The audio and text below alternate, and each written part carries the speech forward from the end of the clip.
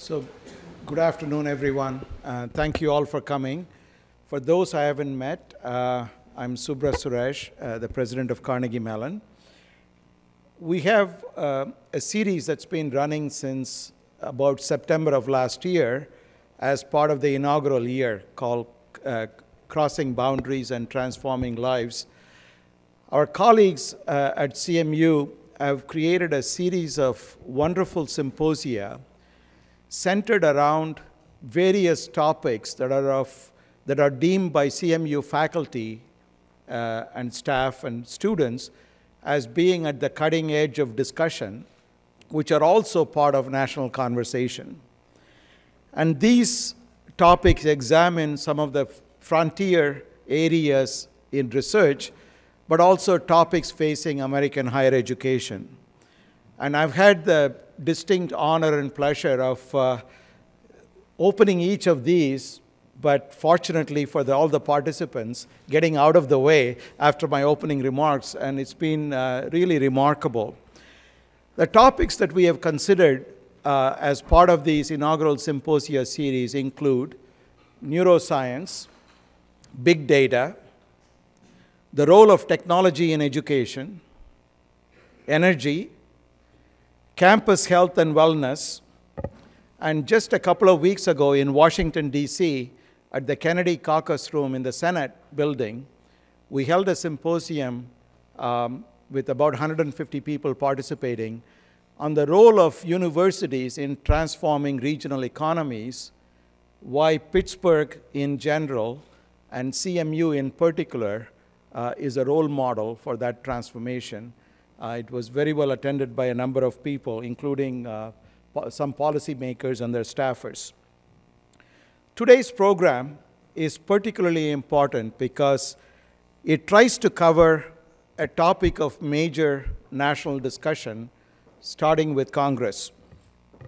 In June of 2013, a commission appointed by the American Academy of Arts and Sciences published a report entitled The Heart of the Matter, which focused on the place of the social sciences and humanities, not only in American life, but also in American universities.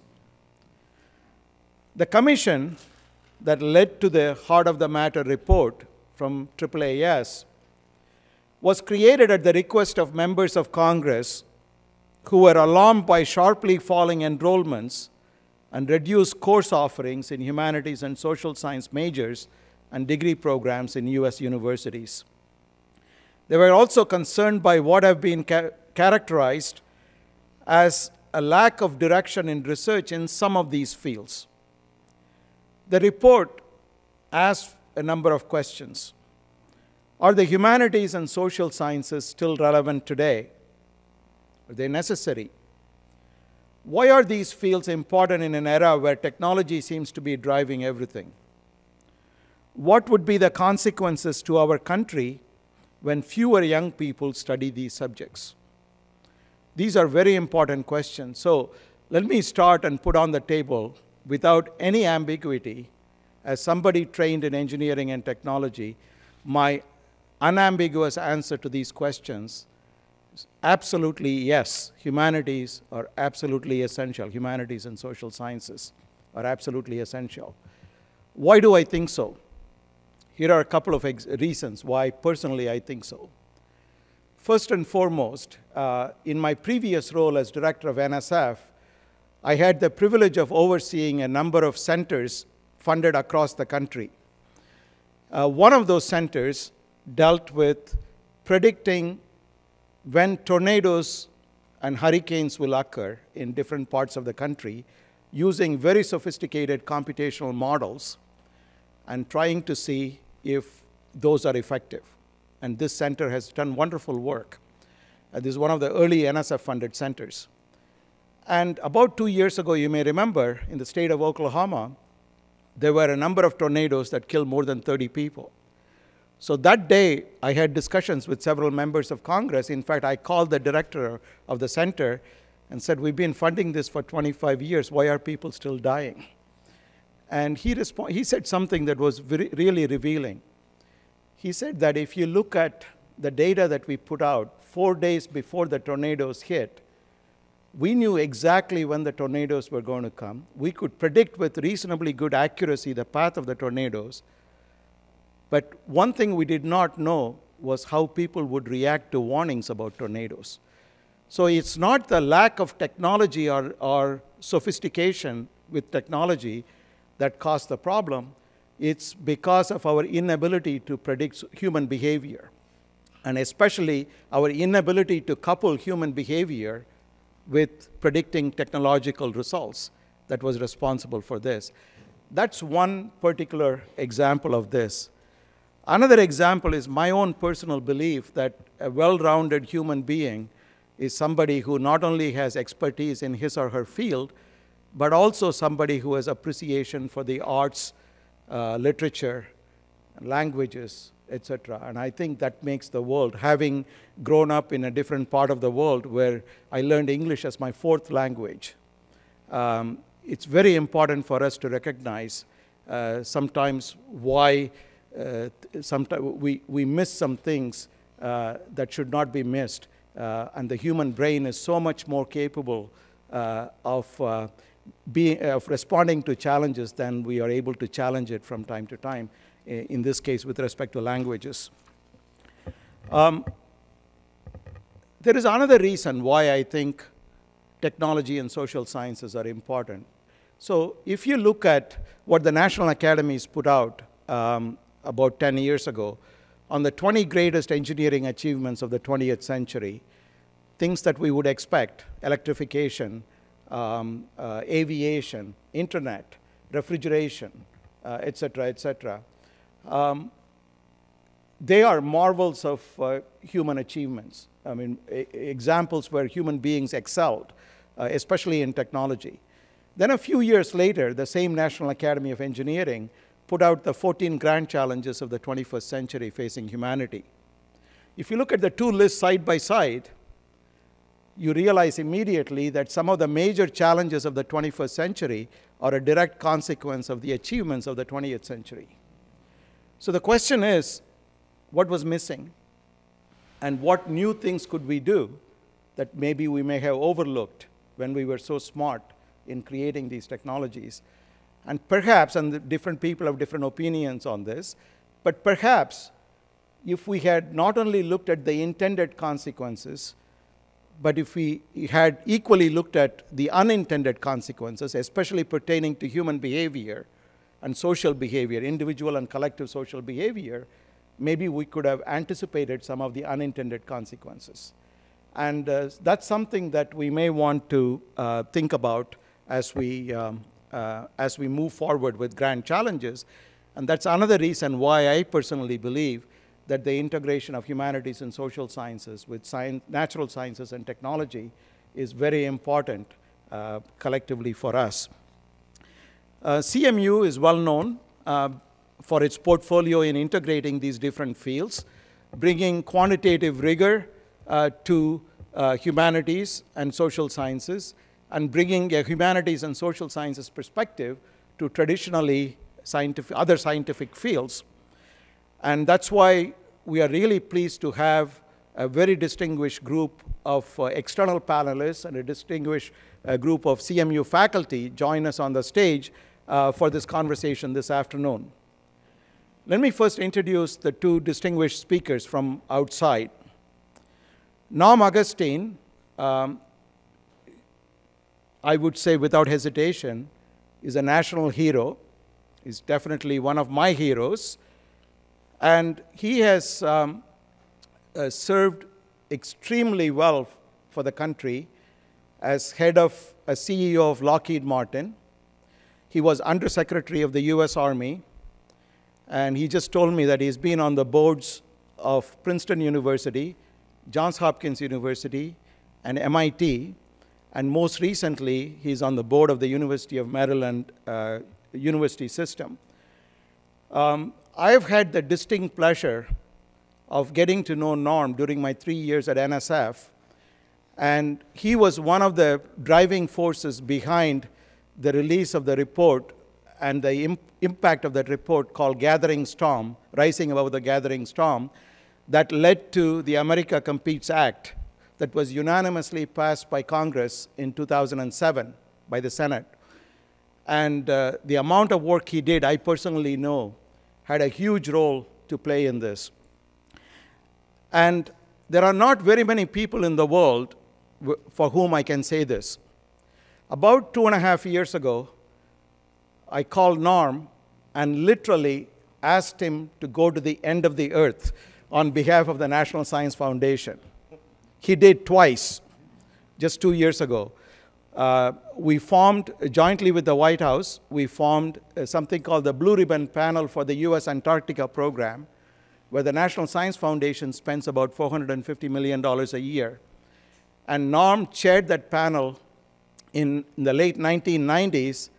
The direct impact of that report was the creation of a modern station at the South Pole for the US National Science Foundation, which has so many unique research facilities that are already providing unique discoveries, scientific discoveries. It also led to identification of penguin population in Antarctica and a number of other things. So we called him again for a second time, and he said yes. And I'm really delighted to say that during my tenure as NSF director, we had the privilege of releasing that report with Norm at the National Academies, and I'm sure that it'll have a significant impact for decades to come on the US Antarctica program. Hunter Rawlings is another distinguished individual who has had impact in so many different domains. He was president of University of Iowa, then he was president of Cornell University. Now he's the president of the Association of American Universities, which is the top research universities in the US. And in that role, he engages with Congress. He's a very strong spokesperson for higher education research funding in Washington. I had the privilege of getting to know him also in Washington. In fact, the first time he visited my office at the National Science Foundation, he said something that I did not understand. Then I realized that he's actually a Sanskrit scholar. And he spoke to me in Sanskrit, and I used to know a little bit here and there. And that started, so we spent the first few minutes of our meeting talking about Sanskrit, or what remains of it. And so he is somebody who is eminently qualified to talk about the topic of this afternoon.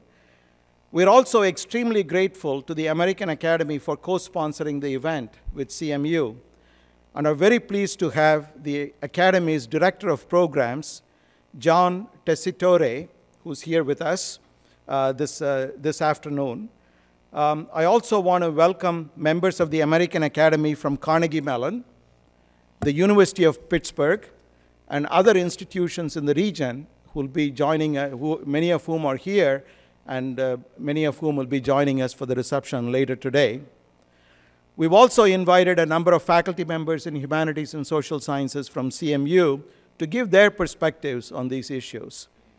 I'm very grateful to Baruch Fishoff, who's sitting next to Hunter, Susan Polanski, David Shumway, and Kyron Skinner for speaking on the panel today, and a special note of thanks to Kyron for taking the lead in organizing this symposium. Last but not least, I'm really pleased to turn the program over next to our moderator, the Dean of the Dietrich College of Humanities and Social Sciences, Professor of Statistics, and soon to be interim Executive Vice President of Carnegie Mellon University, John Lahosky. So again, thank you all for coming. I'm sure it will be a very stimulating panel, and I'm most grateful especially to our external guests who have taken time from their busy schedules to be here. Thank you.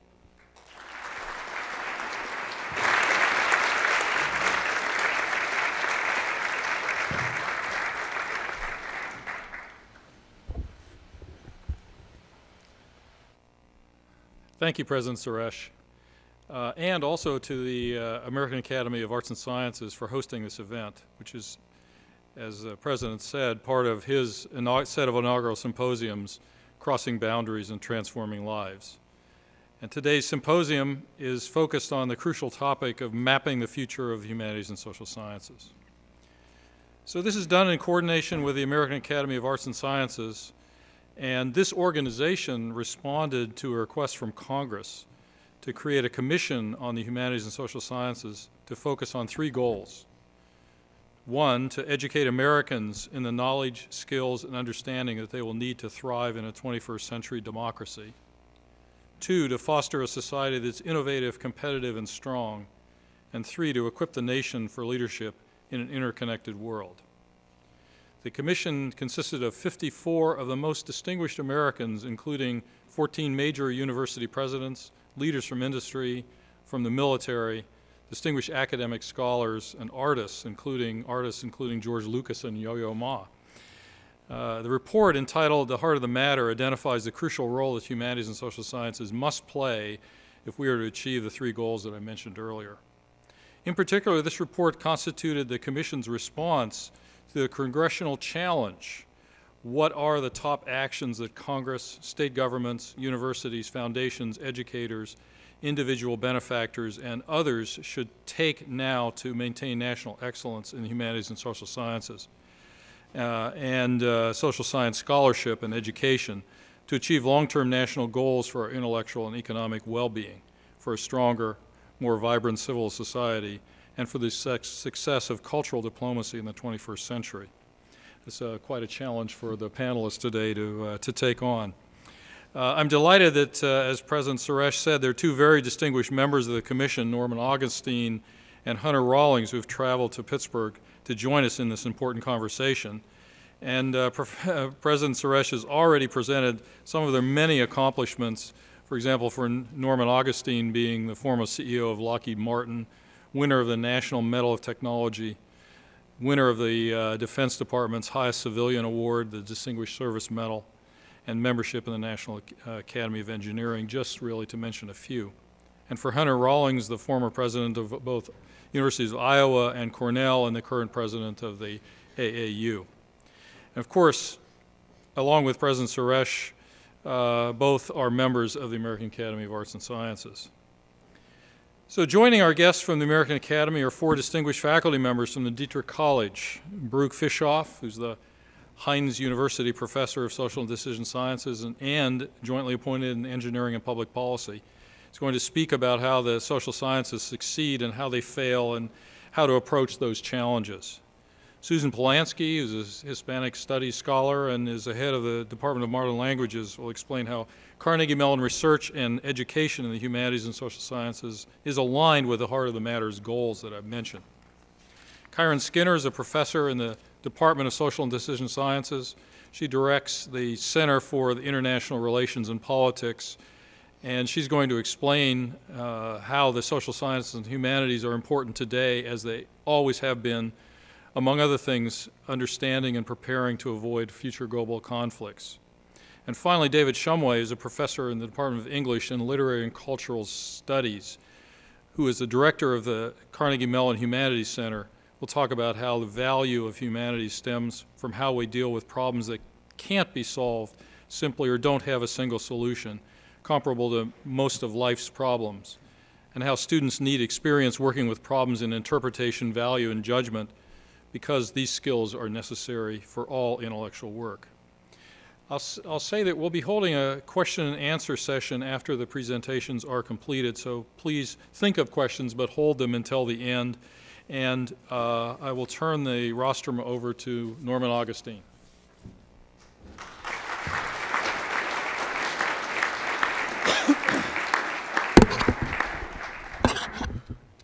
Well, thank you very much. That was a very generous introduction for an unemployed aerospace worker. I am, though, deeply honored that you've invited me to participate in today's panel discussion, and particularly to be able to partner with my good friend Hunter Rawlings, who I'd admired for many years. Furthermore, as you've heard, I've had the privilege of working with your president, Subra, for a number of years, and truly the impact he had in Washington was quite remarkable, and it's been Washington's loss and Carnegie Mellon's gain that he is here. It's my belief that your new institute, or your Institute of Humanities and Social Sciences, could have a major impact on our nation and upon the field itself. And in that regard, I need to begin with a confession. I'm an engineer, as you've heard. I'm a card-carrying, slide rule certified geek, and proud of it. However, I also believe that my career and my life in general has benefited from having studied engineering at a university that was probably better known for the humanities, the liberal arts. In fact, were I to give a title to my remarks today, I might choose something like left brain, right brain, and half brain. The latter referring to those individuals who believe that neither of the former is important. Clearly, there's no function effectively in this world.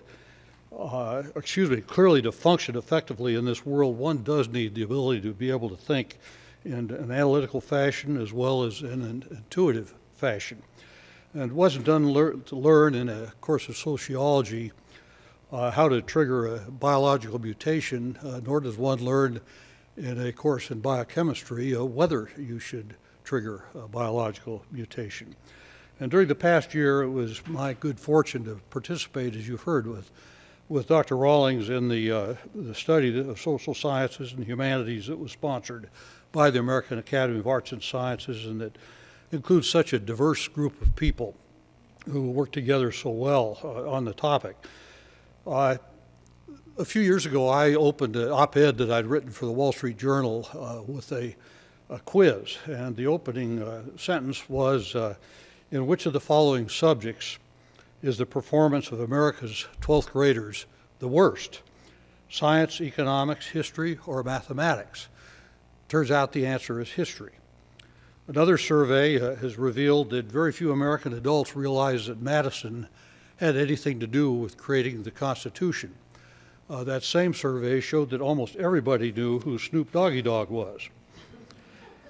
It's exactly what this unfamiliarity means for the future of America and its democracy is not clear to me, left to others to better versed in government to answer. But I do believe that, as has been aptly noted, that while history doesn't repeat itself, it does tend to rhyme. Just look at the events in Crimea. And as a citizen of a democracy, I don't relish having my vote canceled by an individual who has no knowledge of history or economics or civics. And I especially would not want to find myself in trial in front of a jury whose members had no knowledge of the rule of law or of psychology or of logic. It seems that most of the great problems that face the world today, as Dr. Suresh has alluded to, while they have a major part of their answer in science and engineering, that's not enough. For example, science may be able to show us what causes damage to the environment of our planet, but it's only through changing human behavior that we are like to affect that in a major way. In equally pragmatic terms, a survey that was conducted by the Hart Research Associates noted that 51% of the responders believed, these were employers I should add, believed that a liberal education is very important, and another 43% said it's fairly important, making a grand total of 94% who believe that a liberal education is important among their employees. But one cannot live by equations alone. The needs increasing for workers who have greater foreign language skills, expanded knowledge of economics and of government and of history and of geography. And who wants a technology-driven economy when those who drive it are not grounded in such fields as ethics? It's worth recalling in this regard that when Johnson & Johnson and the Enron Corporation faced very trying situations, their leaders made decisions that took them in exactly the opposite directions. And they encountered precisely the exact opposite outcomes. And the difference wasn't because the leader of the two firms had a misunderstanding of thermodynamics or matrix algebra or something of that type. It was because the tone at the top of these two different institutions was markedly dissimilar, and that they lacked the understanding that comes from a knowledge of the liberal arts. And when it comes to life's major decisions, wouldn't it be good for the leaders in our country and our employers to have some familiarity with the thoughts of the world's great philosophers, with the dilemmas that are posed in the world's great literature, or with an understanding of the work of great playwrights? It might be very helpful to them in thinking through the challenges that they will confront. And I believe the answer to that is a resounding yes, and were that the case, I believe that many businesses and our government would have better reputations today. A topic in which our nation's educational system at all levels, in my opinion, has been failing our young people has to do with communications, particularly written communications, but not strictly limited to that. And the firm I led at the end of my career, we had a little over 180,000 employees, mostly college graduates. About 82,000 were engineers. And I noticed that those who tended to move up in the ranks were ones who had the ability to express themselves, particularly in writing. And I must confess that I've also discovered that engineers don't excel particularly well at doing that. And in fact, I've discovered that most engineers have never really accepted the idea that every sentence deserves a verb. This is not rocket science, and I know because I am a rocket scientist. I've traveled in 112 countries, and much of it on business. And one of the things I've certainly become aware of is that the ability to communicate with people of other countries on their terms is extremely important to building the kind of relationships that lead to successful business interactions. Then there's the question, the broader question, of whether life could be truly fulfilling if it's limited to knowledges of matrix algebra and magnetohydrodynamics or quantum mechanics or what have you, with no exposure to the beauty of Beethoven or Van Gogh or Shakespeare. And you may say, did he say utility? And indeed, I did say utility. While the learned study of such works merely for their beauty is sometimes dismissed, I happen to think that's awfully important. But at the same time, I do think there is much more to be gained. Consider the broad reach of literature. Some years ago, a friend of mine and I wrote a little book called Shakespeare in Charge. It was about what Shakespeare would advise managers under various circumstances. And during the years, I have a friend, Michael York, who's an actor, and we've enjoyed putting on little skits where I describe a business circumstance I've encountered, and Michael, from memory I might add, he's memorized, I think, all of Shakespeare, he acts it out. And the thesis was that Shakespeare could help people understand business. And the reason for that is pretty straightforward, that business is about people, and there's nobody in the world who ever understood people better than Shakespeare. So when I described these business dilemmas, one of them I chose had to do with a decision we were confronting, whether to sell a part of a business that had been a loss leader for a number of years. And as I sat listening to the arguments about we should sell it or we shouldn't sell it, I couldn't help but think, and throughout the briefing, going through my mind was the experience of Shakespeare's Portia, who, let's say, was not overly endowed, and she had had an offer of marriage finally, and she was debating whether or not to accept it or whether she should hold out for a better offer, much as we were trying to decide with our business. So Portia asked her friend Rosalind for advice, and Rosalind says to her, "For I must tell you friendly in your ear, sell while you can. You are not for all markets." Well, thinking about that, I'm sure Shakespeare would be happy to know we decided to sell. It's easy to articulate the case for investing in science and engineering. You can point to cell phones and vaccines and CAT scans and GPSs and a long list of things. It's more difficult, but no less important, to make the case for why it's important to study the humanities, social sciences, and fields that have such an important impact on critical thinking, on developing a person's values or a corporation's values and the art of expression. So yes, I think science and engineering are important. I've been accused of many things in my life, never of being a Luddite. But as an individual who is fascinated with such fields as history and economics and literature, who helped write a book on Shakespeare, as well as on fields that combine science and the liberal arts. I'm an amateur photographer. I'm convinced that to have a fulfilling life in the 21st century, it's a very good thing to have both halves of your brain. Thank you very much.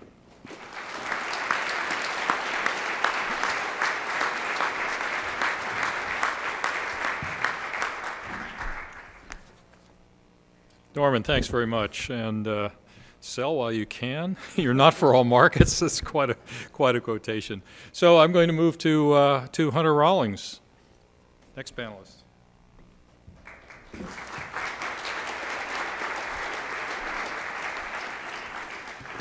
Thank you, John. It's a pleasure to be back at Carnegie Mellon and to join Subra, with whom I had such a close relationship in Washington, D.C. very recently, to join Norm and John, and in particular this afternoon to join faculty members and students from Carnegie Mellon.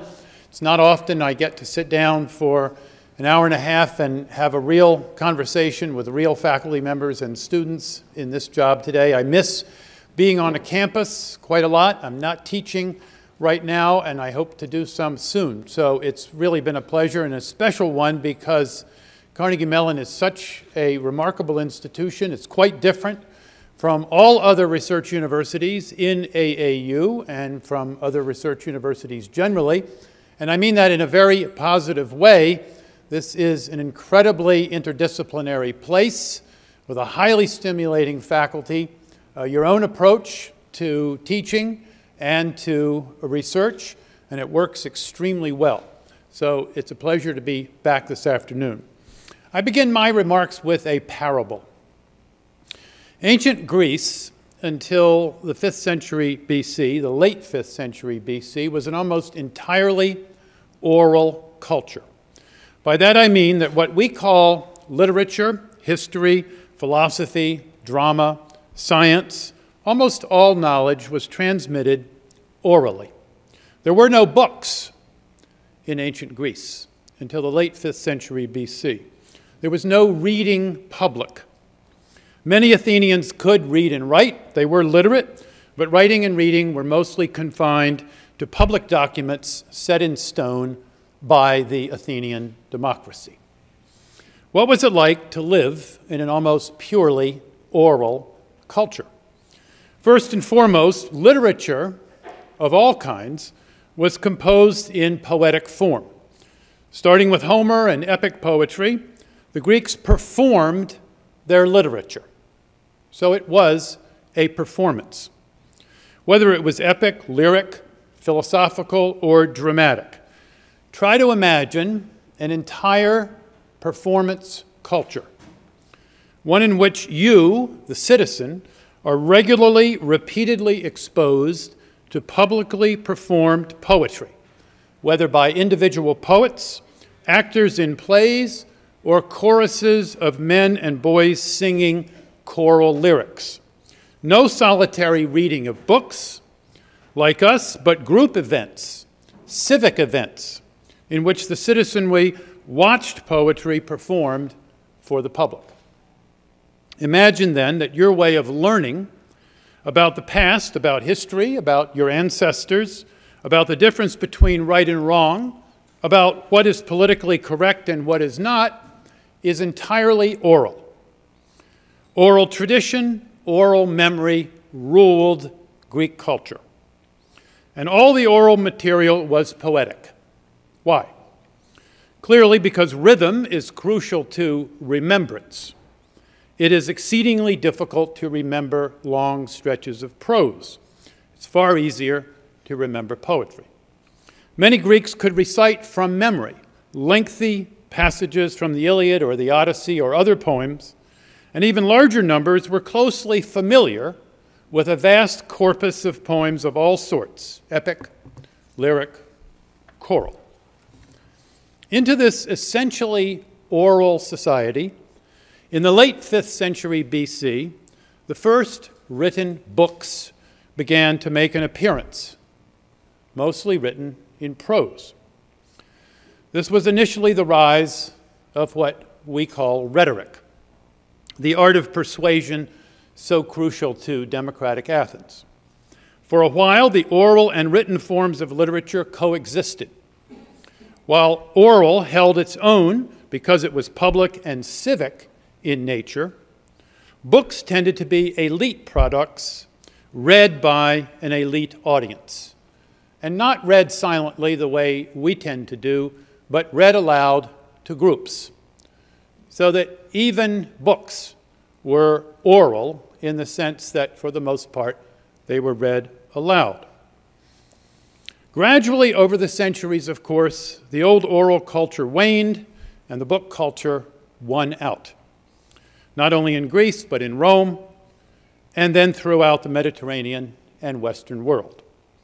This was a paradigm shift, as we like now to say, of tremendous importance to Western civilization and to its development. Well, just when this shift was beginning, with the emergence, for the first time, of books, Plato was a young Athenian when those books began to arrive on the scene and the shift was just beginning. He thought deeply about this phenomenon, as he did about every phenomenon. He asked himself how the book differed from oral culture and from oral communication, and he recognized immediately, of course, its one great advantage. It could fix a text permanently. A book can fix a text in a way that oral performance cannot. A book can guarantee accuracy in transmission, whereas oral transmission always suffered from some alteration of the text, even of a poem, as memory failed to retain precisely the words the author originally chose, or as a poet embellished and added his own interpretation to a transmitted poem. So Plato saw that significant advantage to books. They preserved language better than speech. But he also saw two significant disadvantages to books. First, he predicted that Greeks would gradually suffer a deterioration in their memory. And of course, in this prediction, he was correct. Greeks who had for centuries memorized their literature, even their philosophy, gradually lost their keen sense of memory and their ability to remember long stretches of important poems. Plato predicted that problem correctly. But the second problem that he saw in books was a much more serious problem than loss of memory. For a philosopher like Plato, who saw philosophical discussion as crucial to learning and to critical debate that could lead to philosophic truth, books were a disaster. The reason?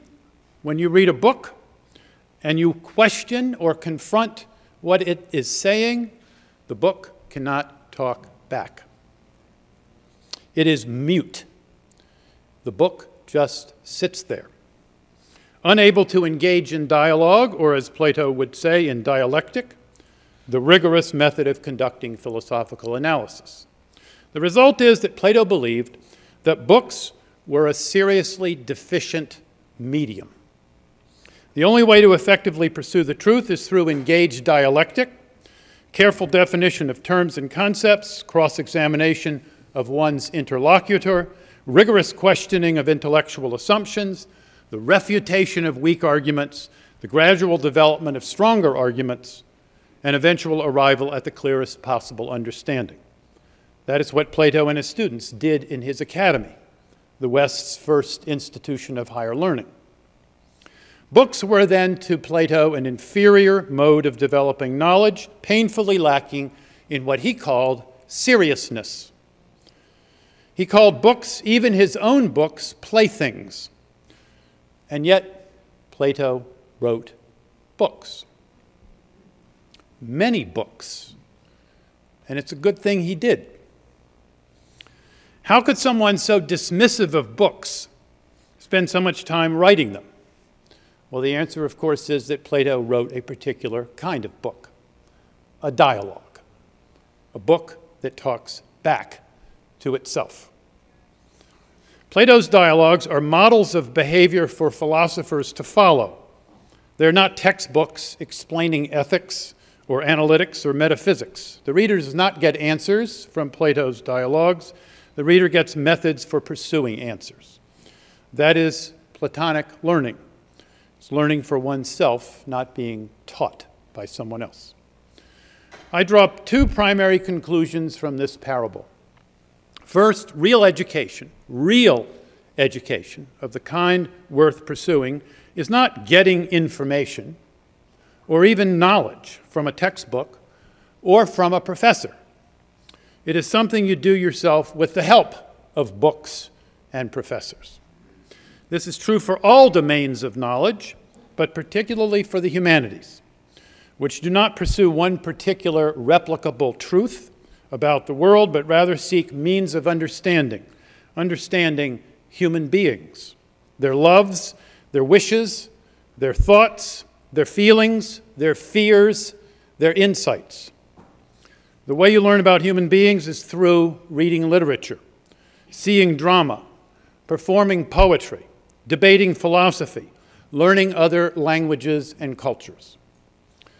Secondly, we should use this story of how Plato looked at books to think about our own dramatic paradigm shift, the digital one now well underway. How should we treat the internet, the book that can talk back? We know some of its advantages. It is fast, interactive, and highly democratic. What are its disadvantages? It is fast, interactive, and highly democratic. It bombs us with data all day long. It destroys privacy. It enables surveillance by governments and corporations. It is relentlessly there. It won't go away all day long. It replicates error, serious error, and shallow opinion of all sorts, intrusively, surreptitiously, often disastrously. Educationally, it has led to everything from carefully constructed seminars and blended learning to MOOCs, the good, the bad, and the ugly. How should we use the internet? How can we optimize its advantages and minimize its disadvantages? What would Plato have said? What would Plato have done? Those are good questions for humanists to ponder. Thank you.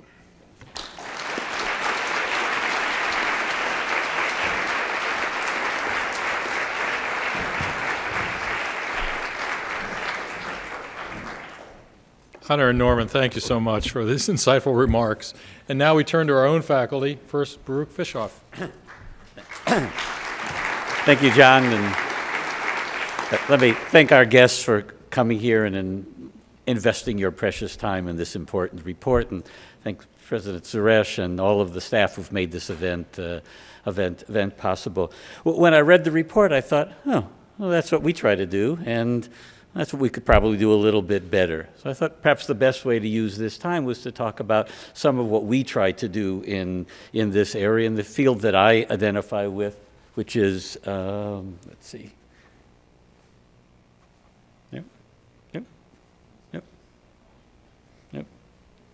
Yep. Let's try. Let's see. Huh? Arrow down. No, it doesn't seem to be doing it. Let's try again. Oh, all right. Okay. All right. So half of my appointment is in engineering. Hope it's not under threat, I hope. So what is decision science? It's the integrated study of how people should make decisions, how people do make decisions, and how people help make decisions, how to help people make better decisions. When we do our work right, we address all three of these aspects of a problem and then start again from the top because we never get it right the first time. We're privileged to be in a field whose foundation belongs to some polymaths who other disciplines claim as their own, who respected no boundaries between disciplines and who saw science as being in the service of humanity. So von Neumann and Morgenstern, Frank Ramsey earlier, laid out the formal models of rationality. Ward Edwards and Howard Rafa worked on how to create rational solutions to applied problems in which economics but other stakes were involved. In work largely done here, Herb Simon, Jim March, and Dick Sayert looked at how organizations cope with the limits to rational solutions in complicated situations. And then at the Hebrew University, my graduate advisors, Amos Tversky and Donnie Kahneman, were worried about the analogous problems at the individual level. From this field, from their work, we've been able to build an interdisciplinary field that involves scholars and scientists from these different disciplines, and others are welcome. In this field, as it's practiced here, one could think of it as an engineering science. That is, when you build a bridge, you need people who know all there is to know about geomechanics, all there is to know about corrosion, who get that knowledge through burrowing deep in specific areas, but then you need to pull them together in order to solve real problems. So our work, when we're successful, is we apply basic analytical and empirical principles in conjunction with subject matter expertise to problem solving and system design. Here are some of the application areas that people in our research group have applied themselves to. They're very diverse, but they draw on the same basic sciences along with experts in these areas. Each of them is a test of whether we know anything, and each of them is an opportunity to see whether and to learn something in areas that you wouldn't get to know about. Unexploded ordnance, nuclear power in space, the morning after pill. It makes it a very interesting area. How do we go to these problems? How do these problems emerge? Well, at times we think that we have the solution for somebody. Usually that doesn't get us very far. You make progress when people think that they've got a problem and they come to you, and the test is whether you have anything useful to say and whether they've dug themselves in such a deep hole that nobody can help them. Well, I thought I'd show a couple of some examples from my one of the first things I did out of graduate school. We lived in Eugene, Oregon, and my colleague Sarah Lichtenstein asked if I'd like to be one of the founding fathers of the Eugene, Oregon Commission on the Rights of Women. Val Lorman, a labor historian, was the other. So I was happy to serve, and then discovered that people brought us problems where we in decision science knew something. So one of the first was I helped to mediate a dispute between the Eugene Police Department, which was installing deadbolt locks in order to keep people out of homes and apartments, and the Eugene Fire Department, which was taking out deadbolt locks in order to enable people to get out of homes and apartments. We also mediated a dispute between one authority, which was worried about muggings on the bike and jogging path along the Willamette River in Eugene, and another which was shutting off the lights in order to preserve energy during the energy crisis of the 1970s. Sometime when we were working on this, my colleague Lita Furby said, you know, the wealthy and the powerful have good access to this science. At this point, much of it was being supported by DARPA and the Office of Naval Research. It was beginning to become adopted by in business schools. What about people who've ordinary people face real decisions in their lives? So Lita and I started a project funded with enormous difficulty, looking at how you could give responsible advice to women facing the risk of sexual assault. And it turns out it's an interesting area. It turns out there's a lot of money invested in important work on helping victims, on dealing with stigmatization. Almost no money invested in how to prevent these problems and empower people to control their situation and to turn society around.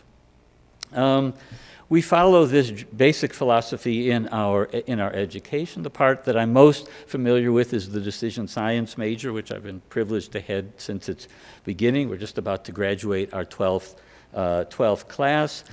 In the major, our educational philosophy is to teach our students to know diverse theories and methods, to apply that knowledge, recognizing its limits, to work in teams, and to learn from their own experiences.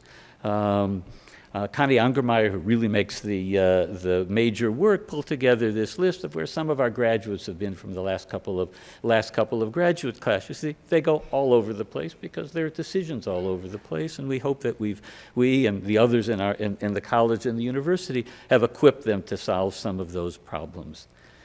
In its way, the same educational philosophy is followed by the major in my other department, engineering and public policy. It's only offered as a second major. It's designed to help engineering students have a better understanding of the world in which their technical knowledge will be applied.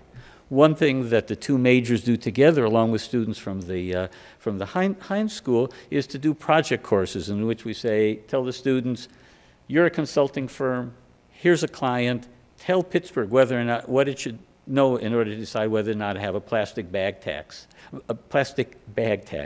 How can we bridge the digital divide? What should we do about radioactive contamination? And so on. We've done several hundred of these over the years. One of my favorites, one we did about 20 years ago, we did an analysis of the economic and social benefits of Pittsburgh urban forests. The students made a presentation to Pittsburgh City Hall, which reconvened the Shade Tree Commission, which had last met in 1916, and had planted many of the trees that are now reaching the end of their life. And there's the Pittsburgh urban forests. We were a catalyst for doing. They're now working on improving the canopy in disadvantaged neighborhoods. A few years ago, I was honored to be the chair of a committee of the National Academy of Sciences, supported by the Director of National Intelligence, about how to make our sciences, social behavioral decision sciences, available to people in intelligence analysis. Our recommendations, which were consistent with this general philosophy, is we thought everyone in the service should have conceptual mastery of basic analytical techniques. That is fluency, ability to know how to view the world in a different perspective, and to know when to go to people who can do deep technical analyses. We needed organizational processes that supported sound decision making, which we drew on organizational behavioral literature, how to recruit, retain, and reward the people who do the work right. Everything needs to be evaluated, because even the best science only gives us best guesses at what to do. And that we asked for no research funds.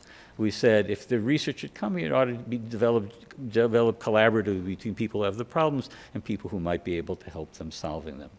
So from this engineering science approach, it can take advantage of any focused research produced by people in disciplines or subdisciplines or sub-subdisciplines.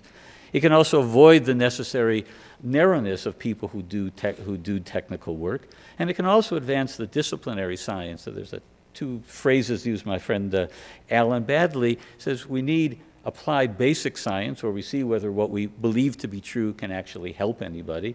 And second, basic applied science, where we pursue problems that are identified in the course of applications and wouldn't have risen endogenously from within our own disciplines.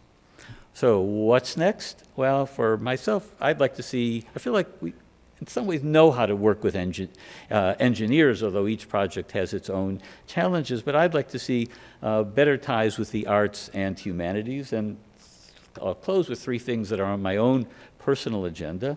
One is that we now have an Institute for Strategic Analysis at the university through Kyron's leadership and support from deans and others in the university. Is meant to be a common ground for people to work on this class of problems.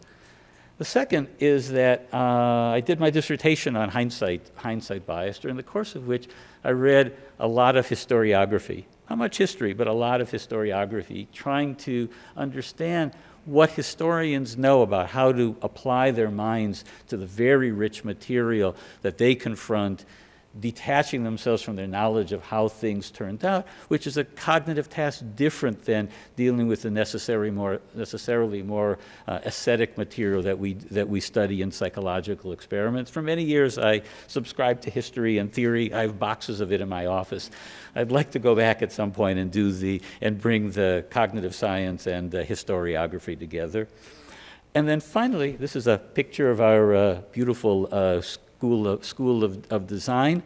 Herb Simon said that design was the classic problem that did not lend itself to rational analysis, that the set of options was too poorly structured and too unbounded for people to have a systematic way, an orderly, rational process for generating the options. So in the decision sciences, our expertise is in evaluating options, but we're in some sense clueless about where they come from. Terry Irwin, the head of the School of Design, and I have been talking for some time about how to merge our knowledge of evaluation, their knowledge of option generation in a way that will enrich both of the sciences, and I'm proud to be at a university that supports these kinds of collaborations. So thank you.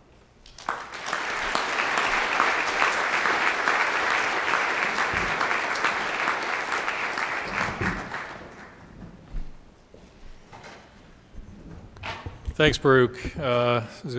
Great insights into behavioral decision making and the connections with the important problems of the day. So let me now bring up Susan Polanski, who's head of the Modern Languages Department.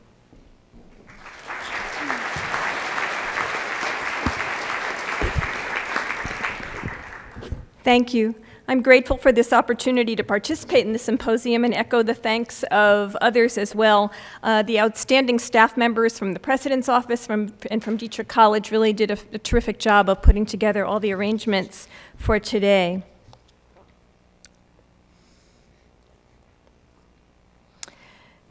So I will focus on the third main goal of the report. John mentioned the three of them in his introductory remarks. And that is equip the nation for leadership in an interconnected world.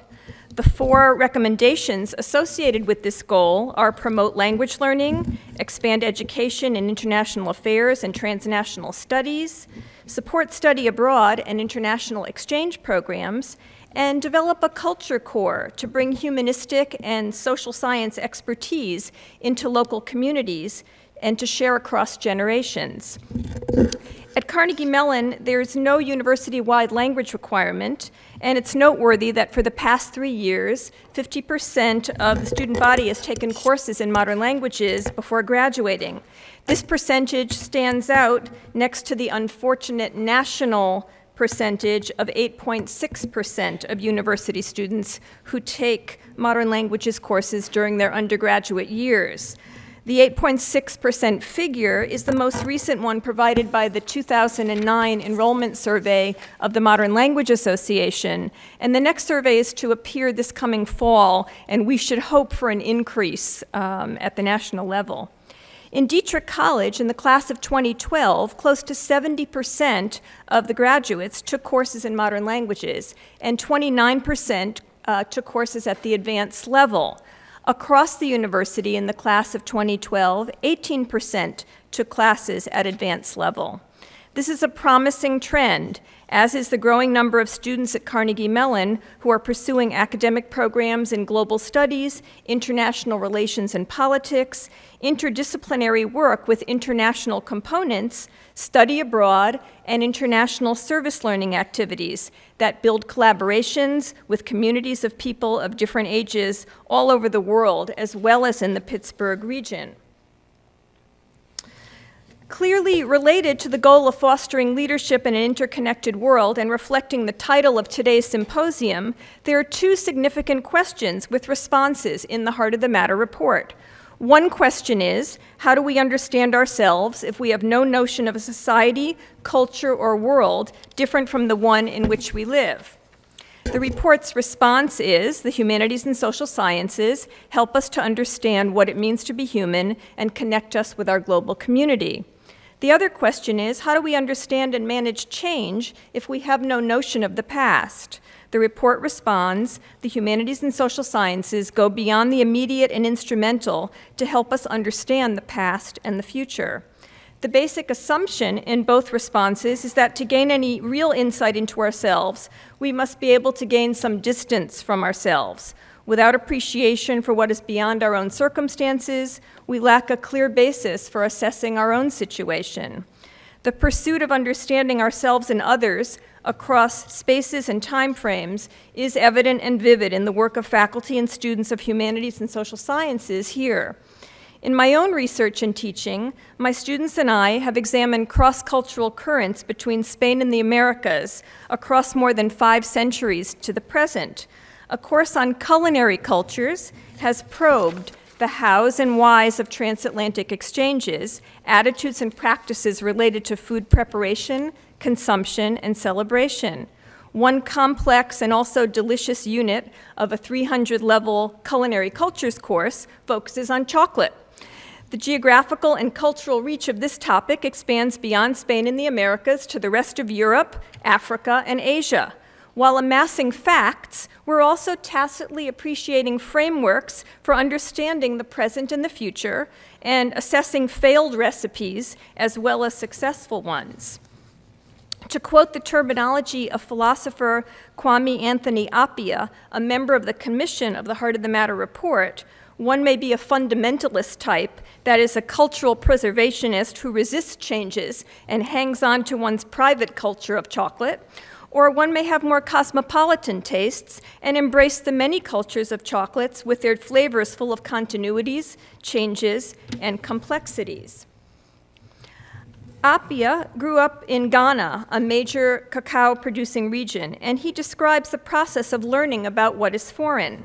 I am urging that we should learn about peoples in other places, take an interest in other civilizations, their arguments, their errors, and their achievements, not because that will bring us to agreement, but because it will help us get used to one another, something we have a powerful need to do in this globalized era. Scholarship in the humanities and social sciences can challenge our preconceived notions, sensitize us to the complexity of difference, help us understand apparent contradictions and make them meaningful, and can inspire the creation of new flavors and combinations. My example from culinary cross-cultural studies is an excuse to use the theme of gastronomy to introduce a remarkable buffet of courses in the humanities and social sciences offered this semester, spring 2014. It's a very, very abbreviated sampling of courses that derive from faculty research. The next 3 slides show just 4 courses out of some 70 to 100 per department across the 8 departments of Dietrich College. The courses show a great variety of possibilities for exploration, experimentation, and innovation that cross disciplines. Some of the courses have no prerequisites, while others fit into structured menus for majors and minors with disciplinary depth and interdisciplinary breadth. These courses offer possibilities for single tasting of intense flavors and fusions, and also for chewing and assimilation.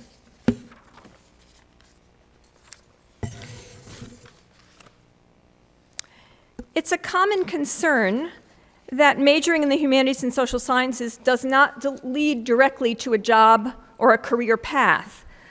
A response to this concern came out in a recent report from the Association of American Colleges and Universities that surveyed employers to learn what they look for in job candidates.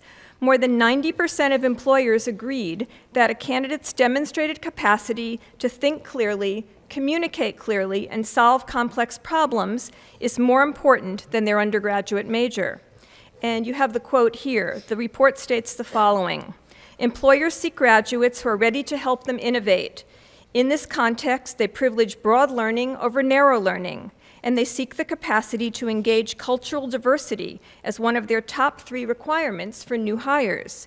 They also seek graduates with cross-functional proficiencies, meaning that these learners are not limited to one disciplinary frame of reference, but rather can work adaptively and integrate across disparate fields of expertise and enterprise. The rich buffet of humanities and social science research and coursework has great nutritive benefits. This is the training for chefs who know how to think outside of the oven and innovate. I'll share in closing a very brief profile of graduates who have majored in modern languages. They, like students majoring in other areas of humanities and social sciences here, are upholding the aspirations of the Heart of the Matter report.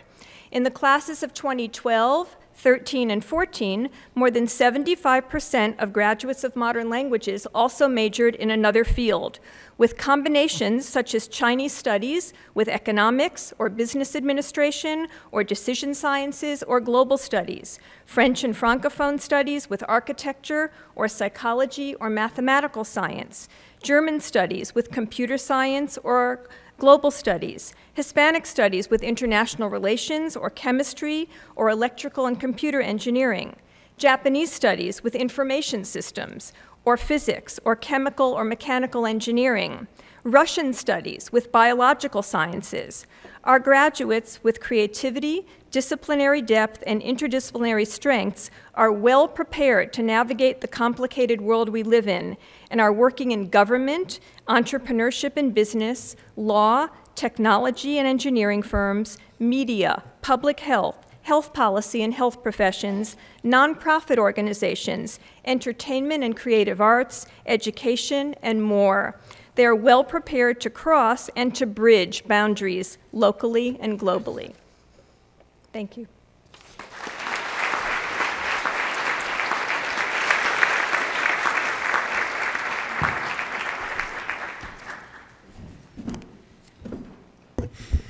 Thanks, Susan, for such a great overview of what really makes the Humanities and Social Sciences at Carnegie Mellon so unique and so relevant to today's problems. Our next speaker is Kyron Skinner, and again, my thanks to Kyron, who's one of the principal organizers of this event today. Kyron.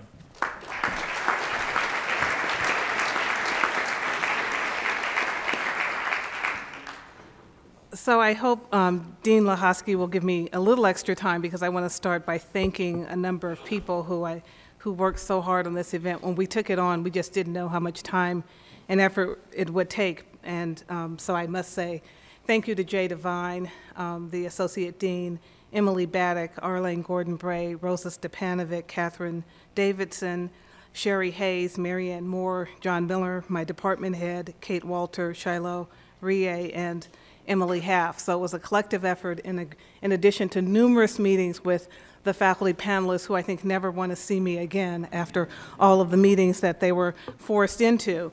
And I'd like to give a little background about how we got here. Last September, I had, as a speaker for the university during homecoming, Ambassador Carl Eikenberry, who'd been both the ambassador to Afghanistan and before that, the general commanding our forces there. Before him, I had, a year before, General Stanley McChrystal. That was a big hit because of the Rolling Stone article, so it was standing room only. Many people wanted to hear and see him, and before him, David Petraeus, when he was CIA director. What tied all of these men together was not that they were in the military, but the fact that they were in the military and they had a strong interest in the humanities and social sciences and infusing insights from the humanities and social sciences in a new way of war to deal with insurgencies and counterterrorism. But the last speaker, Eikenberry, was different than the first two. He was critical of how they tried to, in his view, lightly infuse anthropology and cultural analysis in Afghanistan, and he wrote an article in Foreign Affairs critiquing them, which I thought was quite powerful. But he was also a member of the American Academy's panel that wrote this report, Heart of the Matter. And immediately upon leaving CMU, he contacted John Tessitore, the senior programming director at the Academy, and said, "You've got to get to Carnegie Mellon." And so that began this whole event, and we've planned it around President Sures's inaugural. We were so thankful that President Sures would allow us to bring this conversation into his inaugural series. So that's the genesis of this event today. I'd like to make one big proposition building on the speakers that I've brought to campus from the military, and that is the main way, in my view, to block war is through the humanities and social sciences in this particular era. And I'm going to show you a number of depressing slides that would kind of cut against that, but then I'm going to wrap up with this very positive argument that history, culture, language, anthropology, all of the disciplines, decision sciences, psychology as well, are centrally important to blocking war. I'll say the main reason I believe that, because I'm someone that likes to argue, and those who know me well know I like to do that, but there's a real reason for argumentation, and I believe that strong arguments in the Socratic method or using Lincoln-Douglas debate format can block the worst effects of political leaders and military leaders who are determined to go to war. So let's start with my first depressing statistic. The United States defense budget accounts for nearly half of the world's defense spending, a statistic that will not change significantly even after its defense budget, the U.S. defense budget, is reduced. According to one research center, U.S. defense spending is 6 times more than China, 11 times more than Russia, 27 times more than Iran, 33 times more than Israel. And though China is often cited as the country's world's next great military in the world, the U.S. military spending doubles that of all the Asian countries combined. The U.S. has the 3rd largest military, but when you add in the 1.1 million reservists and men and women serving in the National Guard, not reflected in this number here, the U.S. military is nearly equal in size to that of China. The United States possesses the only military in the world that actually has been practicing fighting continuously because of its experience in waging 2 wars for more than a decade. Even though the Cold War has ended, the United States continues to provide nuclear extended deterrence for all of its European and Asian allies, all of North America, and its allies in South America as well. Then you add on the foreign presence of the U.S. around the world through its military bases, embassies, and foreign aid programs. All of that's unmatched by any other country. And even with decreases again in defense spending, that's unlikely to change very much. There are a couple of ways to measure gross domestic product. The one way is in terms of purchasing power parity, which is an attempt to give the value of the standard of living of people in any given country. In that GDP category, the U.S. ranks the highest of any other nation in the world. And in 2009, when we did a G20 conference in this very room, the EU was ahead of the United States at that time, and the U.S. has since surpassed it, with China rising a bit. So the U.S., for better or worse, is the vital center of some of the world's most important activities, especially its international institutions, including the United Nations. Without direct U.S. diplomatic involvement, financial support, and energy and activity, most international institutions of which the U.S. is a member would either cease to exist or be barely functioning without the U.S. No other country on earth equals the United States in any of these dimensions, and it is these dimensions that social scientists use to characterize a nation state as a superpower. Thus, in a non-normative sense, the U.S. is the world's only superpower. Now, despite its military wealth, the U.S. is far from a perfect nation. It has remarkably low rankings on health statistics, especially in comparison to other industrialized countries. In numerous instances, as Harvard professor Michael Porter's newest research shows, on health and wellness dimensions, the U.S. is ranked lower, not only than other industrialized nations, but really toward the middle, headed toward the bottom, near some developing nations in deep social and economic crisis. I don't have to talk about the K-12 crisis in the U.S., on and on and on. And then the U.S. is one of the only countries in the industrialized world still with the death penalty, high incarceration rates, high crime, and so on. So this is just one figure that just shows that on global competitiveness, the U.S. is not number one. I didn't want to include a lot of other slides because I just don't have the time to do so. But the U.S. is not seen as the most competitive nation on earth. Nonetheless, with all of the negatives about U.S. social and economic policy, the U.S. plays a unique role in the international system. India is the world's largest democracy, but the U.S. is the world's most fully functioning multi-ethnic democracy in the world. Of its European cousins, when we look at both sides of the Atlantic, only the U.S. Has been in the position to have an African American or a person of African heritage as president. That's really not in the cards for Europe and Asia anytime soon. I think Latin America is somewhat of a different story. No other nation is in a position to use its economic, military, and social capabilities to help enforce international norms and foster negotiations between the most intractable dyads like the Arab-Israeli and India-Pakistan dyads, and make international institutions effective. When the U.S. retreats from international responsibilities, there's no other state that can assume the organizing role that it has undertaken since World War II. So what does it mean to be a responsible a superpower? Of course, I believe balance is essential. Conflict among nations are the result of political tensions.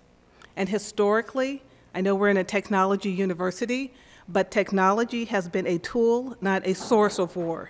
So if we agree that the sources of war throughout most of world history have been political and social and economic, then there is no reason to believe that the enduring causes of war will vanish simply because we have entered the cyber era. And if we agree on that point, then we must acknowledge that the social sciences and the humanities are as important today as they've ever been. For among other things, understanding war and preparing to avoid global conflicts is a more dominant issue for the United States, as it really goes it alone in the world. And if anything positive comes out of Iraq and Afghanistan, for U.S. leaders, it is the nonpartisan recognition that the principal success has been in those conflicts non-military. And that was the source of Ambassador Eikenberry's talk last fall. I'm referring to the role of historians, anthropologists, linguists, decision theorists, international relations scholars, and others who've been embedded in the wars and perhaps have made U.S. behavior less hegemonic than it would otherwise have been. They've helped to shape the thinking about wars, collectively calling for U.S. withdrawal, and they've established cultural and social ties in Iraq and Afghanistan in villages and communities that will outlast our military presence. Having emerged from these wars, U.S. civilian and military leaders must find it difficult, if impossible, to commit to take our nation to war without deeply involving social scientists and humanities scholars in the decision-making process. Emerging from Iraq and Afghanistan, leaders increasingly are recognizing that scholarly insight is essential to the successful execution of wars once they begin. I will discuss the ways in which humanities scholars and social scientists have helped, but let me show some more statistics here that seem to suggest otherwise. I just thought this was a really sad chart, and it had to be put together and shown. You see the size of the U.S. military. And the second category is as important as any others.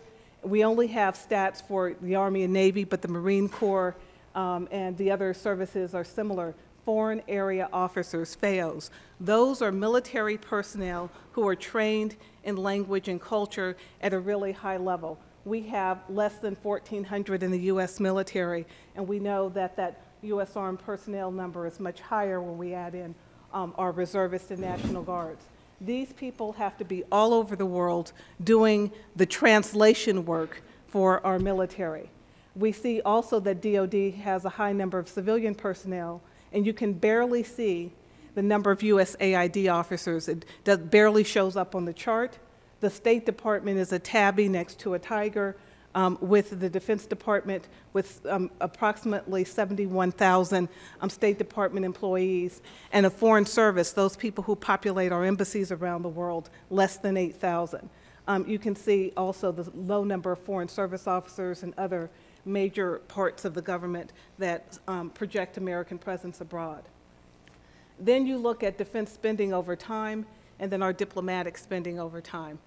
These are really dramatic numbers. So it looks like I don't have a case to say that the humanities and social sciences matter because they don't appear to be that prominent in the natural fields that people would go into in defense. My dean said, Kyron, don't put up this slide because the left side is wrong, but I just want you to look at the total number of students, undergraduate and graduate, registered in the United States, and then look at the numbers who even apply for these very lucrative foreign language and culture fellowships in the U.S., and then the number that are ultimately awarded them. This repeats itself in critical language and other scholarship programs around the federal government. So how do I make the case then that the humanities and social sciences matter? They matter, I think, because arguments win at the end of the day in Washington. As someone who is now going into my 13th year in national government service, I have found that bullies don't win, bureaucratic infighters wear down, but really superior arguments rooted in social scientific and analysis and history and language ultimately will win the day. It's the backstory about why this administration is moving so quickly out of the wars that we've been in for a long time. Thank you.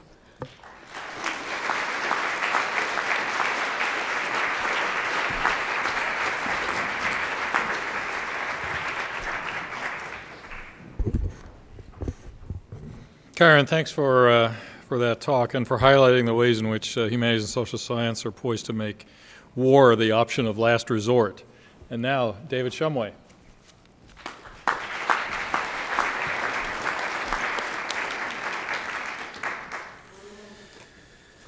I too would like to thank Kyron for putting this together, our visitors for taking the time to come here, and President Suresh for including this program in his inaugural activities. This talk comes out of my research in the history of the humanities disciplines and out of my work as Humanities Center Director promoting the humanities and trying to explain them to people who don't often understand them. The New York Times recently ran a column in its science pages entitled "The Real World is Not an Exam." It began this way: "My young friend had just finished the last months of his medical training. He had faced down multiple choice tests and triumphed over all of them.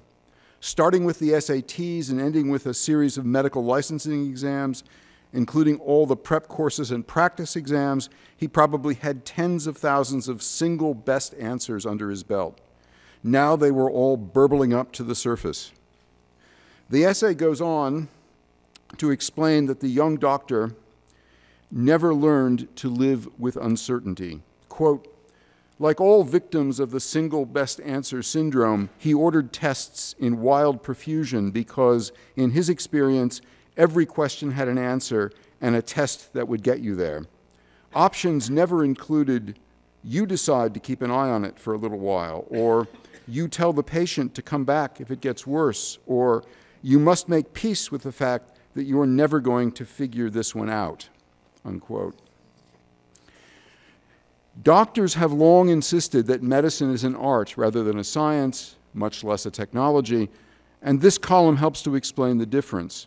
The column shows why future physicians would do well to study the humanities. All doctors know that in treating a patient over a lifetime, eventually they will encounter a problem for which no solution exists. It is no coincidence that death is one of the great subjects of art and literature. The humanities deal with problems that cannot be solved in the way that multiple choice questions or equations can. Either they are experiential problems like death, or the best form of government, or the reality of differing cultural or individual perspectives, or they are the special disciplinary problems of interpretation, value, and judgment on which humanities students and scholars work. That humanities problems never have one best answer frustrates many students because their educational experience, at least into high school, but often continuing into college, is identical with the one just described. There's an absence of real humanities content in most students' pre-college curricula.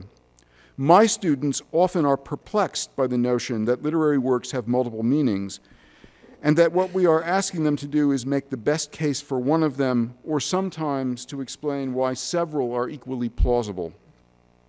They imagine that there is a hidden meaning, the solution to the problem, that the professor should just tell them so they can spit it back on a test. It's the professor's job to explain how interpretation works and to illustrate that with his or her own readings. But what the student needs is to learn to produce readings and not merely parrot them. How did it happen that a whole group of academic disciplines are devoted to insoluble problems? A brief historical detour is required to explain. The legendary father of the humanities is Friedrich Wolff, who enrolled at Göttingen in 1777 as the first official student of philology. Wolff's scholarly reputation would be built on his critique of the standard text of Homer, which he argued bore scant resemblance to the original poems. As Anthony Grafton summarizes Wolff's point, quote, "A modern editor could only hope to restore the Alexandrian Vulgate. He could never know which sections really went back to Homer," unquote. Grafton asserts that while this idea was not original with Wolff, indeed, the basic point was accepted by Cicero and Plutarch, Wolff's argument, quote, "evoked violent reactions." What Grafton doesn't explain is why this should be if Wolff was merely restating what had long been known. Why at this moment should an old idea suddenly have become threatening to some and liberating to others? It is because by the late 18th century, the status of texts was now perceived to be in real jeopardy, and Wolff's critique of the Homeric text now seemed important. Grafton argues that the critique made by the likes of Bacon and Descartes, who had, quote, demoted classical culture to the level of the merely literary, was the problem.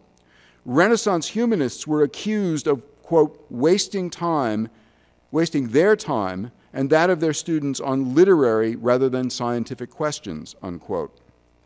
The new philology more or less accepted that critique. The philologists first deprived texts of their status as knowledge and then made them something about which knowledge is sought. But why should knowledge be sought about such flawed objects? While Wolff was a critic of the standard text of Homer, he was an ardent defender of what the text conveyed. As Jeffrey Harpham has put it, quote, Wolff joined other neo-humanists, including Lessing, Schiller, the Humboldts, Goethe, and Hegel, in regarding Greece and Rome as inspiring models for contemporary culture and institutions, unquote. Herein lies the insoluble problem at the heart of the humanities. Its objects are both subjected to rigorous critique and held to be valuable in themselves. The humanities emerged not in opposition to the rise of the sciences, but as sciences, as they continue to be called in Europe today. But they differ from the natural sciences in that they continue to regard their objects with this double consciousness. The humanities insist that what people have said and made matters, but what matters about them will always be in question. This may make it sound as though anything goes in the humanities, and students do sometimes see it this way. But the humanities, like all other disciplines, do rely upon and produce facts. To return to my example of Wolff's critique of Homer, it is now accepted by everyone that we cannot know what the poet actually sang, since we must rely on a written record chronologically far removed from his oral performances. The philological project of the 19th century produced vast knowledge of literature and language, much of which became the basis for further study. This knowledge and the equivalent produced by historians, musicologists, art historians, and anthropologists provides the frame or ground upon which contemporary problems are addressed, but it does not yield solutions to those problems. The meaning of a painting is a problem, but no quantity of factual information will prove one interpretation to be the best, though a lack of factual information will guarantee bad interpretations. Students need experience working with problems of interpretation, value, and judgment because these skills are necessary for all intellectual work. As Heisenberg taught us, no science or technology, however precise, is without uncertainty, and questions of value are inherent in any innovation. Problems of interpretation, value, and judgment are encountered not just in school, but in life. Consider problems associated with intimate human relationships. Judging by the written record, these have been problems since the dawn of history. They have been understood differently in different times and places, but no one right answer to how best to love, court, or marry has ever been discovered. What the humanities have done is to explore the many different answers that are implicit or explicit in works of art and literature and in the rituals and practices of different cultures. To quote Jeffrey Harpham, this time in a quotation that's in the Heart of the Matter report, quote, "The scholarly study of documents and artifacts produced by human beings enables us to see the world from different points of view so that we may better understand ourselves." Thank you.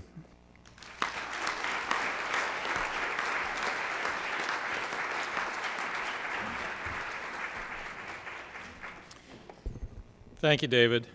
We're going to move to questions and answers, but before I do that, I want to please recognize all of the panelists for their contributions today.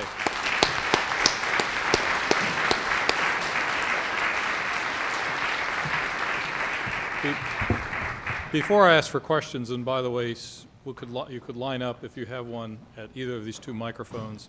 I want to mention that at the end of the close of the symposium, and we have maybe 10 more minutes or so, there is a poster session. We have 15 honor students who will have posters, and please, I invite all of you to attend to that. It's rooms right across the hallway. So I don't see anyone at the mic, so let me throw a quick question to you. I think from today, maybe most everyone in the room understands the value of studying humanities and social sciences and its importance today. And yet I get the distinct feeling of rowing upstream today in the sense that students appear to be, not only with the high cost of higher education, but they've become very market-driven and are tying the college studies to careers. And I wonder, has the Heart of the Matter report over the last year had any impact? Do you have any recommendations? What are your thoughts on what we can do to address the immediacy of this problem?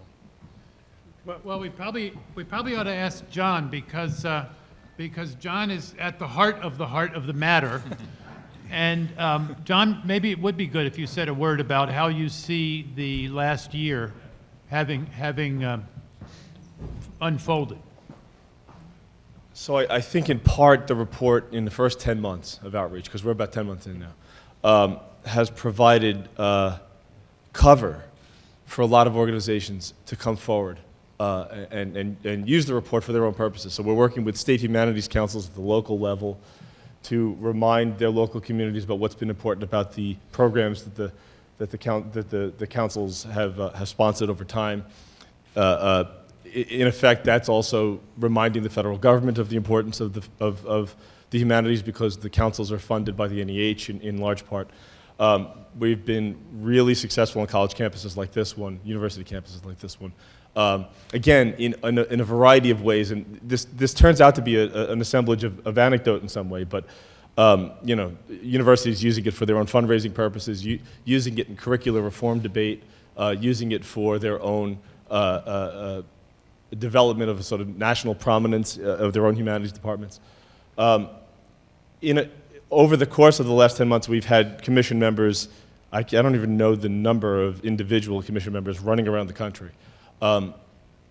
David Souter, the Supreme Court Justice, goes to Albany to talk about the humanities. Carl Eichenberry's been all over the world at this point. Policymakers are now starting to take notice of all of this. We've had dinners with senators, groups of senators actually have met with groups of commission members to talk about next steps. We're now planning a new sort of document to mark our one-year anniversary in June that would be perhaps redelivered to Congress, and these are the 6 concrete actions we've heard of, most often on the road, and the ones that you should take most seriously. So I think we started this whole endeavor almost as a political campaign, building support over time, and now we're starting to get the collaborations, and the momentum hasn't stopped. We're scheduled out through the end of this year. We know we'll be doing this again next year, and so this isn't over, and events like this are immensely gratifying, so thank you. Thank you. We'll start with Raj Reddy, and then we'll just go back and forth. I have a comment and question for Dr. Polonsky. I was excited to hear about the number of courses CMU is offering, like almost 100 interesting courses in humanities. If I am an undergraduate here, the maximum number of courses I can take in humanities is 10. Okay, if I'm an undergraduate in technology. Do you have any ideas about how to restructure humanities education so that I can take a little bit of all the 100 courses? I think we need the engineers in that problem too. Yeah. If it's a serious question, number one, I think the Carnegie Plan, which has been alluded to, that I think here, compared with other universities where there are engineering programs, students here do take more electives outside of their schools than in other universities, and that's commendable. How one structures electives beyond that, we do have a culture here of credential loading to some extent too. So students who, yeah. Mm-hmm.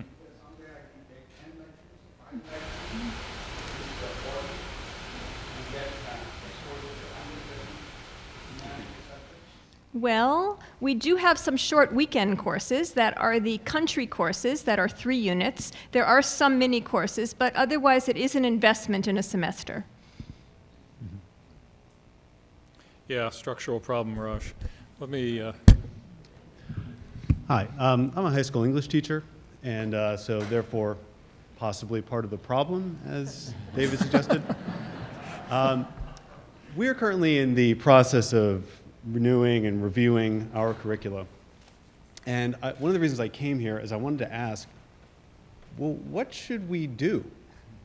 What would be the most helpful thing for us as an English department to do to produce high quality, capable college freshmen? I guess this is really open for everybody. So I'll take a whack at that with a really short answer. Teach students how to read and write critically. And I have a couple quick answers as well. Have them read argumentative prose, not just narrative, and things as short as newspaper op-ed columns could be perfect material for that. And the second point would be to engage students in open-ended discussions and essay questions where you really do ask them to produce their own answers and not judge them if they disagree with your own.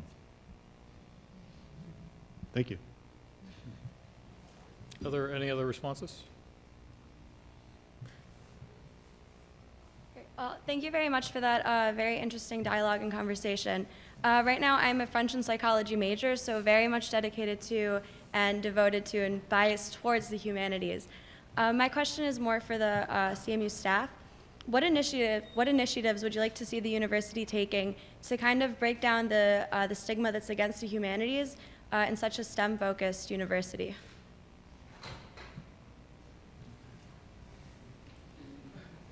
Any takers on that? My answer would be, let us have control of the Dietrich money.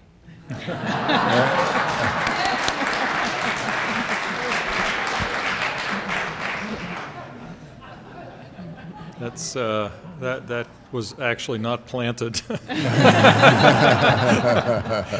I wish it were. But really for programs, for developing, so many of us have small research centers and programs and initiatives, and I think with additional funding, what we do with what little we have, as so many who've been here for a long time, like Dr. Stephanie Wallach and others have seen, it's amazing what we're able to produce given our limited resources.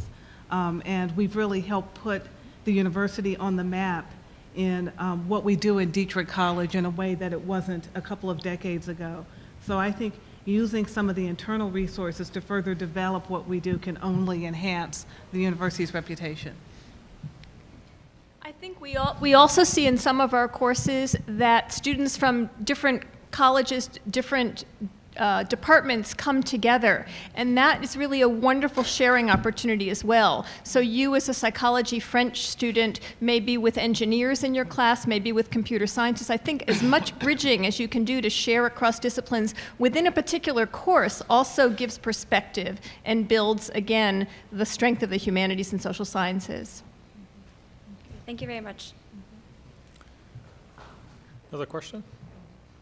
So you guys talked about why it's important for engineers and other people in technical fields to take the humanities and social sciences. But at the same time, in the development of these fields, we see an increase in the usage of mathematical and computational methodology. And in, I guess, real-world application, during the rise of this data science, we see these computer scientists and mathematicians using these techniques to analyze human behaviors, but at the same time, they're not adequately prepared to interpret the results of these mathematical analyses. And this is an area where people experienced in the humanities and social sciences would be able to help, but they don't have the quantitative training to do so. And so my question is, since we talked about why it's important for engineers to take humanities courses, could we also go in the other direction of why it's important for humanities and social sciences to take more mathematical and computational courses? Thank you. Thanks, Jet. So, it wasn't the plan either, but as you know, that's what we try to do in the decision science major, which is to have an analytical core that gives a common conceptual underpinning, and then as I mentioned briefly in the report from that committee that Kyron and I served on for intelligence analysis. One of our primary recommendations, but there are a relatively small number of analytical perspectives. Many of them are represented right here that have sort of borne the test of time. You find them in rhetoric, you find them in operations research, signal detection theory, and we argue that really any educated person, sometimes there's nothing unique about the intelligence analysis for looking at complicated problems, and we argue that every educated person should understand those formal ways of thinking about problems so that they can have a discourse in, game theoretic terms, even if you can't do any of the technical analysis. So I hope that that's part of what we're managing to do in the major, much along the lines of what you were suggesting. Norman?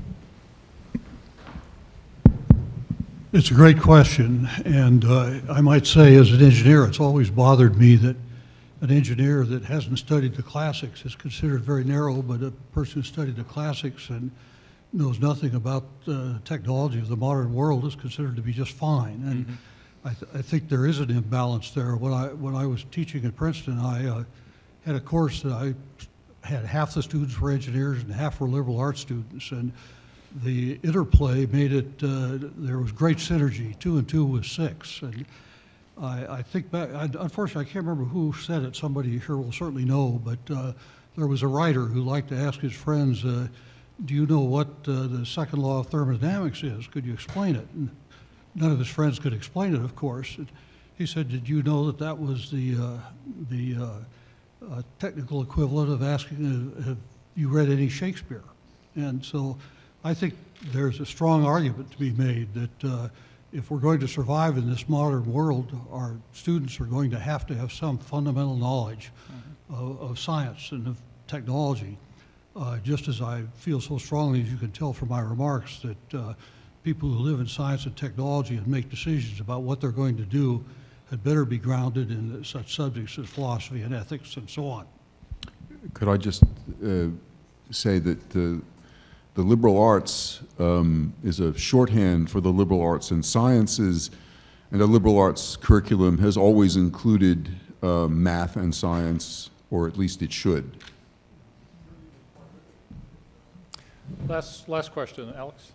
I don't mean to stand between everybody and the break, but just a bunch of themes struck me, and I have a comment, and anyone can respond to it as they'd like, especially about the interplay between technology and the humanities. I read to my son at night a comic book version, he's 9, of the Odyssey.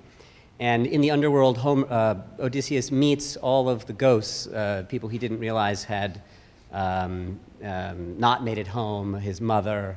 I'm not sure that the problem of the humanities is one that's insoluble. It's one that you have to solve in the one time you live out your finite life. My question is, are we giving our students the tools to understand what it is that they're for? Why did they go to Troy? Should they go? Is it the hubris of their leaders or something that they stand for? Were they warned about what the likely events would be? Did they listen? How did they make it home? What did they find when they got there? And how did they respond? It's not that these are insoluble questions. They're questions that we're each individually faced with. And we can learn something about the people who've lived them before, and we can engineer solutions to make the path easier, quicker, more efficient. But there's no getting around the question, what's your destination? And at the end, when you're in the underworld, what did you stand for and what did you leave behind? Okay. Remember that there is a poster session over in the room across the hall. John, and, there's one. Oh, yeah. Can we take one more student question? Okay, fine. So I think my question might be a little unfair, but we'll see. So my primary major is in chemistry, and that's my professional aspirations are in that as well. I'm really interested in the humanities, of course. So the question I wanted to ask, keeping in mind the discussion about the shortcomings of books and the importance of dialogue, right? If I'm graduating and I'm no longer affiliated with the university, right? How do I continue to pursue the humanities? How do I find people to talk with and to continue debating these ideas, right? Because if I'm not affiliated with the school or with any school, really, I mean, most of the discussion we've been having here is about how to improve the educational system, right? It's not necessarily just how to improve education, because education goes beyond the educational system.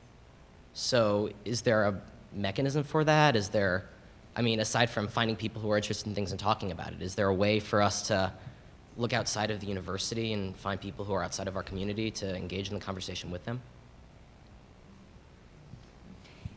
It's a great question, and maybe, again, John might have something to say about that. But one of the goals, one of the recommendations on one of my slides was this development of a culture core, which takes the humanities and social science expertise and brings it into communities beyond the university.